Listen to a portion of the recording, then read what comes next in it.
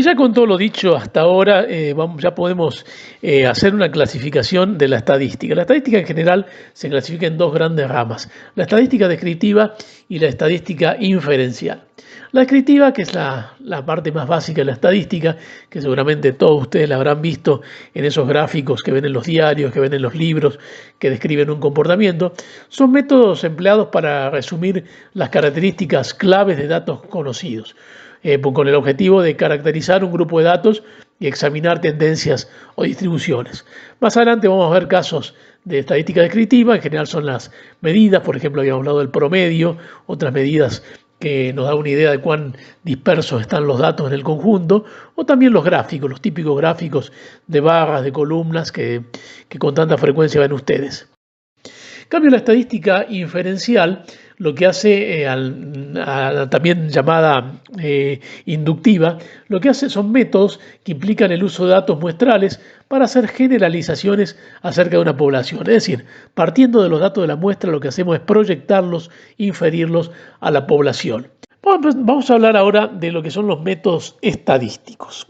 En general, los métodos estadísticos los podemos definir como técnicas o procedimientos que trabajan sobre una masa de datos estadísticos, transformándolos de modo a hacerlos más fácilmente entendibles al usuario con el objeto de tomar decisiones razonables. Entonces, de estos es más que obvio pensar que el primero de los métodos serían los métodos de recopilación. Es decir, planteamos un problema y lo que tenemos que hacer ahora es recopilar, salir a buscar esos datos. Y a partir de allí hay diversas formas de recopilar datos. La forma más sencilla, más básica, es la recopilación de datos internos. Por ejemplo, si una organización encara un estudio estadístico, podrá observar datos directamente de sus registros, datos que han sido tomados anteriormente. Por ejemplo, en el caso nuestro, si en nuestra facultad decidiera hacer un estudio sobre zoonosis, probablemente hace algunos años se hubiera hecho algún estudio del cual algunos de esos datos pudieran adaptarse a la realidad actual. A partir de allí aparecen los datos externos publicados como una segunda etapa de método de recopilación. Si otra organización ajena a la que hace la investigación cuenta con datos publicados, podemos apelar a ellos, obviamente siempre invocando la fuente. Y ahí aparecen publicaciones, relevamientos que previamente hayan sido relevados para que nos sirvan en este caso de estudio. Aquí podemos hablar de fuentes primarias y fuentes secundarias. En el primer caso son publicaciones que contienen datos originales y en el segundo caso datos ya recopilados por otras organizaciones. Una vez que contamos con los datos internos o externos, tenemos que salir a buscar nosotros nuestros propios datos. Y aquí aparecen las encuestas. Las encuestas es simplemente la recopilación de datos por parte nuestra. Y aquí tenemos que prever varias cuestiones. Pero en primer lugar, la uniformidad de criterios al momento de relevar los datos.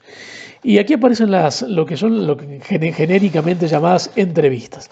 La entrevista es la forma más usada, más confiable en la realización de encuestas y consiste en efectuar preguntas al entrevistado en base generalmente a un cuestionario previamente confeccionado. Estas encuestas pueden ser telefónicas, personales, las más confiables, cuestionarios autoaplicados o directamente a través de las redes informáticas. Y por último hay otra forma de relevamiento de datos que son los experimentos. El experimento, estadísticamente hablando, es para referirse a la recopilación cuando se ejerce un control sobre uno o más factores que influyen en la característica de estudio. Es decir, nosotros controlamos un factor para ver cómo reaccionan los demás.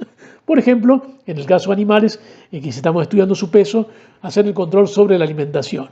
A un grupo asignarle una alimentación diferencial para ver cómo influye sobre el resto o qué diferencias hay con el resto de los animales de la muestra.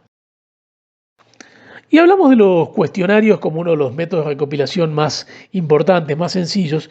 Y respecto a los cuestionarios vale la pena detenerse porque siendo uno de los, probablemente el método de recopilación más usual en cierto tipo de estudios estadísticos, conviene tener en cuenta algunas pautas básicas para la formulación de un cuestionario. Por ejemplo, el primero de ellos es el ordenamiento de las preguntas, en el cual se deben ordenar de una manera lógica, redactar primero las generales para después ir a las más específicas. Es muy importante la primera pregunta porque va a asegurar la mejor predisposición por parte del entrevistado. Si hay alguna pregunta que pueda afectar negativamente la respuesta de las siguientes, debe tenerse en cuenta sobre el final del cuestionario, y las preguntas más confidenciales tienen que ubicarse en un momento en el cual ya se haya logrado cierta familiaridad, cierto grado de confianza con el entrevistado. Respecto a la redacción de las preguntas, se debe tender a que el número de las preguntas se esté entre un mínimo necesario y un máximo que no provoque agobio o cansancio en el entrevistado. Deben tener una redacción corta y breve, que realmente quien la redacta es un especialista en el tema, pero debe tenderse a que no incluyan aspectos innecesarios o secundarios. Se deben evitar preguntas ofensivas o preguntas comprometedoras, deben evitarse las preguntas que induzcan a una respuesta y deben ser de fácil respuesta, es decir, el entrevistado debe estar preparado para poder contestarlas a partir de que sean confeccionadas de una manera clara y sencilla. Respecto a otras observaciones generales, el cuestionario suele dividirse en tres partes. Una especie de introducción, una en la cual se provee la información con variables de referencias y la que va a los temas más específicos. Y una vez relevados los datos a través de los métodos de recopilación, aparece la segunda etapa, que son los métodos de organización. Es decir, con los datos relevados, organizarlos, darles un cierto orden. Y aquí son varias las etapas según el tipo de estudio, según la forma que hayamos usado para los métodos de recopilación. Pero si la recopilación consistió en la toma de datos por parte de los agentes de campo, aquí aparece la crítica y corrección como una primera etapa. ¿Qué significa crítica y corrección?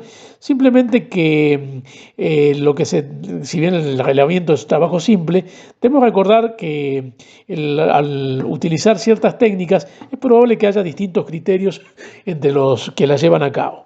Los problemas más comunes que se pueden encontrar y que deben ser corregidos son las respuestas inconsistentes, cuando una pregunta está en conflicto con otra, lo cual la inconsistencia debe ser corregida, una escritura no legible cuando estamos hablando de respuestas escritas en las cuales a lo mejor quien las relevó no fue claro en la escritura, respuestas incompletas cuando se descubre una respuesta sin contestar o contestada en forma parcial, o cuando se necesitan cálculos complementarios. Y a partir de allí viene una etapa de clasificación de los datos. Los datos en crudo, la masa de datos que nos aportan quienes hicieron el trabajo de campo, deben ser clasificados y hay varios criterios. Un primer criterio, la clasificación cronológica, es decir, en base al tiempo, por ejemplo, en función del año, cuando estamos hablando de años de nacimiento. Una clasificación geográfica, según el lugar, por ejemplo, el lugar de procedencia del animal. Por magnitud de los datos, que puede ser de menor a mayor o de mayor a menor, por ejemplo, cuando estamos hablando de peso de los animales. La clasificación cuantitativa o cualitativa, según la clasifiquemos, por cifras o por atributos. O sea, la clasificación de datos lo que entiende es hacer más ordenados los datos. Y con los datos organizados, el tercer método estadístico es el método de presentación. En general hay tres formas de presentar la información estadística organizada: por textos, por tablas o por gráficos. El resumen mediante texto se utiliza cuando hay poca información. Por el contrario, si estamos ante un gran cúmulo de información, la palabra escrita puede tornarse ineficiente o incompleta debido a que esta constituye una forma más analítica de la presentación. Entonces allí aparecen las tablas estadísticas, que son arreglos sistemáticos en filas y columnas. La tabla consiste simplemente en agrupar los datos en forma horizontal las variables, en forma vertical los valores o magnitudes. Y si aún esto es incompleto, aparecen los gráficos. Los gráficos es la expresión plástica o artística de los datos. Y aquí aparecen todos los gráficos que nosotros habitualmente vemos en una presentación estadística, que son los gráficos de barras, de columnas, los gráficos de pastel, en los cuales cada área de un círculo nos representa los valores o las dimensiones de cada una de las clasificaciones de una variable.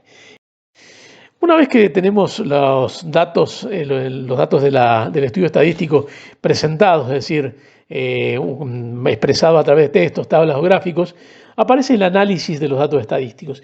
Y aquí respecto al análisis son temas que vamos a ver en el desarrollo de la materia, pero en general, según la complejidad del estudio, hay algunos análisis mucho más básicos, por ejemplo, el análisis estadístico simple, que se hace a través de ciertas medidas. La medida más sencilla, la cual ya mencionamos, es la medio promedio. Vamos a ver más adelante otro tipo de medidas que nos dan una idea de cómo se comporta el conjunto de datos. La medida de serie de tiempo lo que nos hacen es ver la evolución a través de ciertos periodos de tiempo. Y aquí aparecen los números índices. Un índice en general es la comparación de un valor en un momento temporal respecto a uno anterior. Los índices más conocidos en la vida cotidiana son los índices inflacionarios, en los cuales se comparan los precios de un periodo respecto a periodos anteriores. Y los análisis de relación va a ser uno de los últimos objetivos de esta materia, que son las series de regresión y correlación. Pero el análisis ya es uno de los métodos más avanzados de la investigación estadística cuando ya estamos llegando a las conclusiones finales. Y ya con la masa de datos relevada, presentada, analizada y organizada, llegamos a la última etapa, que es la etapa de interpretación. ¿Qué significa interpretar los datos? Es darle un sentido a la investigación estadística. Y aquí aparecen muchas formas de interpretar los datos según dos factores principales: la complejidad del estudio y el público o el receptor de esa información, hacia quién va dirigida. Si el estudio es complejo y quien lo recibe es un especialista en el tema, la interpretación seguramente se hará con informes técnicos mucho más elaborados. Por el contrario, si el estudio es sobre una variable sencilla y está dirigida al público en general, va como información a un periódico, a un medio de alcance masivo, lo que se hace es un informe mucho más sencillo, más básico.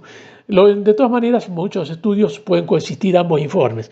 Puede hacerse un informe general y un informe técnico mucho más específico. Pero esta sería la última etapa de la investigación estadística cuando hablamos de interpretación de datos. Llegamos a cuáles son las etapas justamente de esa investigación a partir de un problema definido. La primera etapa sería el establecimiento de objetivos. Por ejemplo, un objetivo general podría ser un estudio sobre la salud de las mascotas de una ciudad. Vamos al caso concreto de los perros. Ese sería nuestro objetivo. El primer punto, el establecimiento de objetivos. Segundo punto, lo que tenemos que hacer es definir la población objetivo. ¿Cuál sería la población a la cual va a estar destinado este estudio? En este caso serían todos los perros de la ciudad. Tercer punto sería la elección del marco de la encuesta, es decir, sobre qué población lo vamos a hacer. Y aquí podemos aplicar las técnicas de las unidades de muestreo, es decir, dividir la ciudad en diversos barrios o áreas geográficas y dentro de ella subdividirlo, por ejemplo, en manzanas y a partir de allí establecer un criterio de selección de la muestra. Por ejemplo, cada 4 manzanas seleccionar un animal. Luego viene el diseño del muestreo como cuarta etapa y aquí sí hay varias técnicas, habíamos ya mencionado algo respecto a cuál es la forma más apropiada de seleccionar la muestra para que esta muestra pueda ser representativa de la población. Más adelante vamos a ver esas técnicas y vamos a ver justamente en qué condiciones conviene aplicar cada una de ellas. Una vez definido el método de muestreo, comienza la recopilación de datos. Ya con los datos recopilados, la sexta etapa sería la determinación del método de medición, es decir, qué técnicas vamos a usar para, en el caso que tengamos que tomar esos datos en forma práctica, relevarlos. Por ejemplo, la forma de tomar la temperatura, los criterios, la forma de efectuar pesaje de animales. Después viene la organización y realización del trabajo de campo, y esto es importante teniendo en cuenta los distintos criterios que puede tener cada investigador para tomar los datos. Es importante que quienes vayan a hacer el estudio tengan criterios uniformes. Ya con el manejo del estudio de campo previsto, vamos a la organización del manejo de datos. Habíamos dicho que tenemos la crítica y corrección de datos y la clasificación de los datos una vez que estén relevados. Aparece pues como Etapa posterior, la presentación y el análisis de los datos. En esta etapa se cumplirá, como dijimos anteriormente, uno de los objetivos estadísticos, que es resumir o sintetizar la información. Y por último, la redacción de informes, que también, como habíamos dicho, podía tener en cuenta en el momento de desarrollo hacia quién van dirigidos. Se aconseja la realización de dos informes, uno general y uno técnico. El general, para incluir una descripción de la investigación para quienes, sin ser especialistas en investigaciones estadísticas, se interesan por ellas. Y el técnico debe contener detalles acerca del diseño de la muestra, los procedimientos de cálculo, la precisión con que se trabajó, y generalmente es analizado por personas con un acabado conocimiento en este tipo de investigaciones.